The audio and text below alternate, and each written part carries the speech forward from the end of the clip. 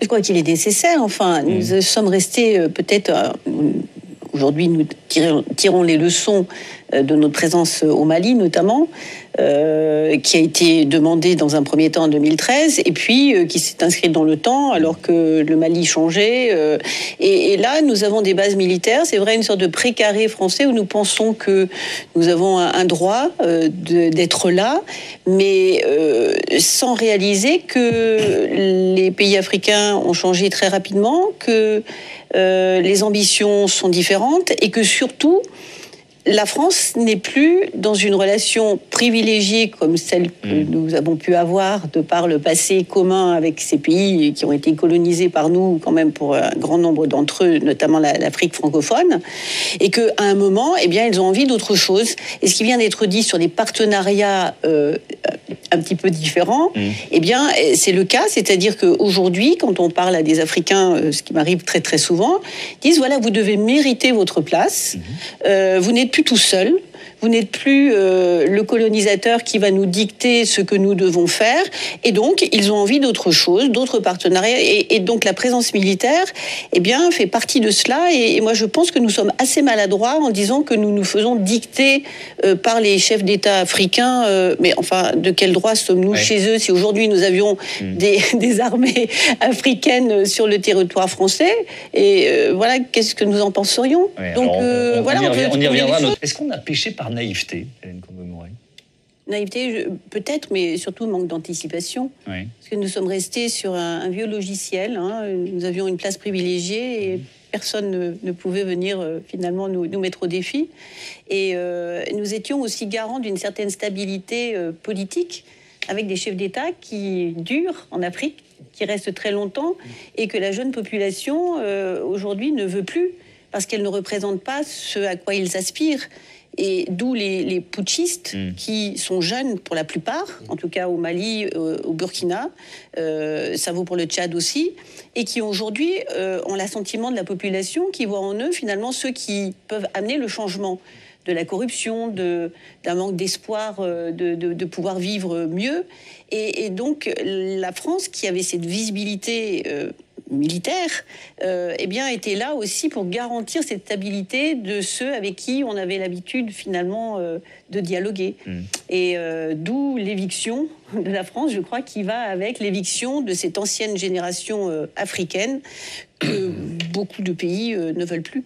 Non, je pense que c'est important. Je pense qu'en effet, le président a pris la mesure du changement de paradigme absolument nécessaire, avec ce que vous avez rappelé, cette période mémorielle qui est importante, l'Algérie, le Rwanda, la restitution des biens, avoir un forum en France, à Montpellier, sur les diasporas africaines. Bon, il ne fallait pas l'appeler comme ça, parce qu'aucun dirigeant africain n'a été convié, et du coup, tout le monde était vexé. Donc, le problème, c'est qu'à chaque fois, le fond est bon, mais la forme n'y est pas.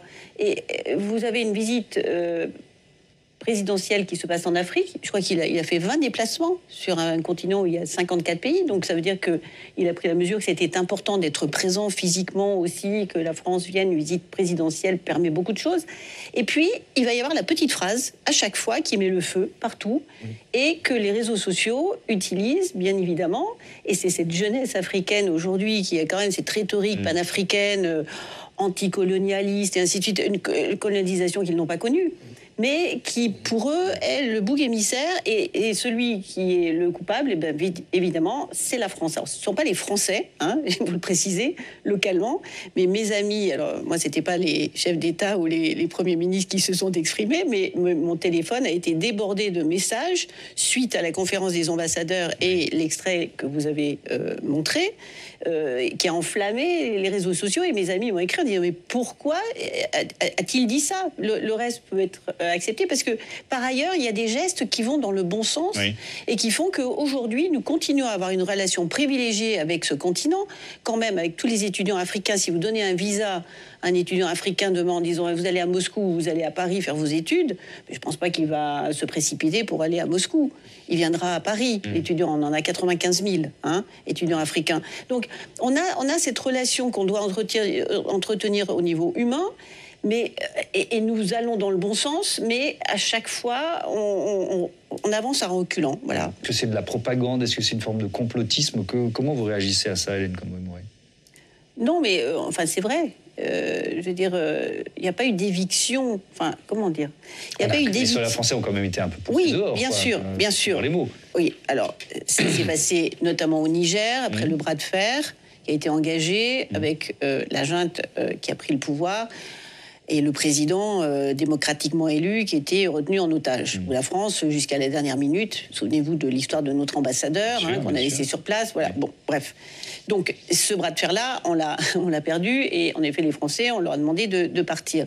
La même chose au Mali ou au Burkina. Mais les soldats maliens ou les soldats burkinabés qui ont pris le pouvoir, pour beaucoup, ont été formés en France, connaissent bien les Français et continuent à avoir des relations avec un certain nombre de soldats français qui ne sont pas là en uniforme, en effet, comme c'était le cas auparavant, mais qui peuvent être là en tant que formateurs. Moi, j'ai rencontré des soldats français avec des uniformes locaux dans un certain nombre de pays africains qui font de la formation, qui font du conseil, qui font toutes sortes de choses. Voilà, c'est tout. Mais les Africains ont décidé de la présence française sous une forme qui est différente de celle que nous souhaitions nous-mêmes.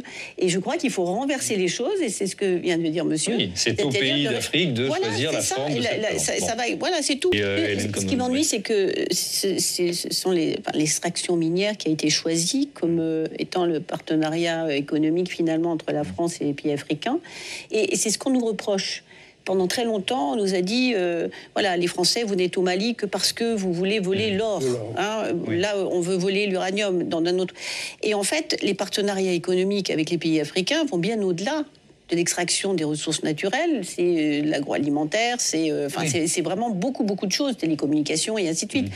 Et je pense que quelque part, on se donne le bâton pour se faire battre en se focalisant nous-mêmes sur quelque chose qui n'est pas absolument essentiel. Alors c'est vrai que c'est dommage pour l'entreprise et que ça se passe mal, mais pour des raisons politiques et pas simplement parce que la France ne pourrait pas vivre si elle n'a pas d'uranium au Niger. Absolument. Oui, mais enfin, pardon, mais il y a d'autres pays qui sont accusés de piller les ressources de l'Afrique. Et on parlait de la Chine ou de la Russie. Oui, mais justement, nous n'avons pas d'ambition prédatrice comme la Chine ou la Russie peuvent avoir aujourd'hui. Si c'est une entreprise française qui perd ce marché, elle sera remplacée par une autre. Oui, et les Américains, d'ailleurs, il n'y a pas que les Russes qui sont là. Il y a là une piste, vous l'avez un peu évoqué, mais rapidement tout à l'heure, je veux bien vous entendre en détail. Est-ce que c'est peut-être presque plus facile pour la France de se tourner vers des pays où elle n'a pas été la puissance coloniale?